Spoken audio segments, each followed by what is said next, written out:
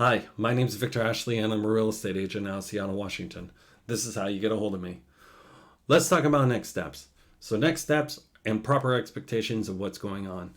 So we've already selected our real estate agent. We've already selected our mortgage officer. And now we're sitting on the bid right now and we're taking a look at it and we've already discussed our budget.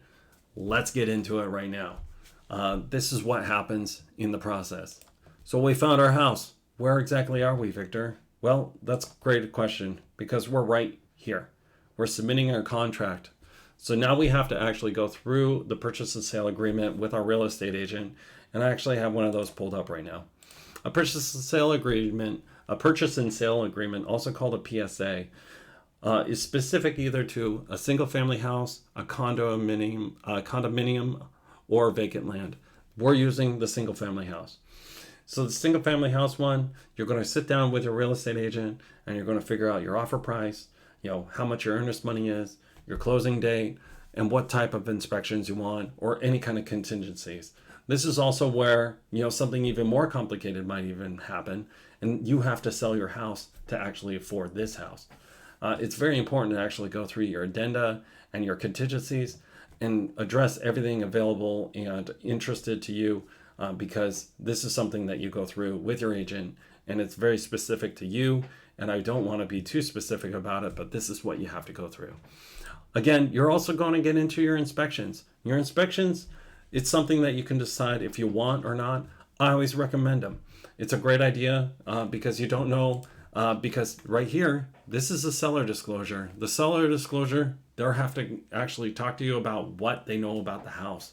Keep in mind, they're giving it out of best effort and you want to make sure that you trust, but you verify and you have a home inspector to go through the home. I wanted to also talk to you about what you do after that. Now you got to move into contract. Now you're under contract. What do you do now? Well, first of all, you don't buy anything because it's a really good idea to keep your debt to income ratio exactly where it is in the funding process because two things happen at the same time. Title is sitting here and they go through the entire history of the house and they make sure that there's no encumbrances or anything like that. Specifically any tax liens or any kind of lawsuits that are potential or what they call red flags. They want to make sure that the house is clean and ready to go. And then at the same time, your lender is over here making sure that you're ready to go. And they're making sure that your financial situation hasn't changed up until the point of closing. They're also going to call the day of closing and they're actually going to make sure that you're still employed at that time. I always tell my clients that something happens about a week or two before, don't freak out, call your agent. And that's the reason why we're here. We're also here to make sure that all the contingencies are filled and you keep in proper timeline. On the seller side, they're going to be doing the exact same thing because they have a real estate agent helping them with that also. All your loan documents are then going to be prepared and then they're going to go to signing. Signing can either be done in person or with a notary that might be mobile. If you have questions on this kind of stuff, it's very important to bring it up to your agent at that time because next steps have to be defined over and over and over again so you know actually where you're at in the process. When the documents are signed, then you go to the closing table and you're done. Now, what happens? You're sitting there, you're waiting. What's going on? All this documentation is put together in a bundle and dropped off at the courthouse.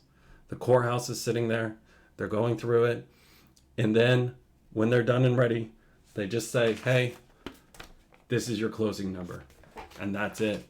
Now you're a homeowner. Then your agent comes out and they give you the keys to the house that look like this, and they say, hey, congratulations. Let's take some pictures for social media. Well, that's the basics of what happens on next steps. My name is Victor Ashley. If you have questions on this, you can get a hold of me. I'll be happy to help you. And then, as always, it was a lovely day working with you, and I hope you have a fantastic day.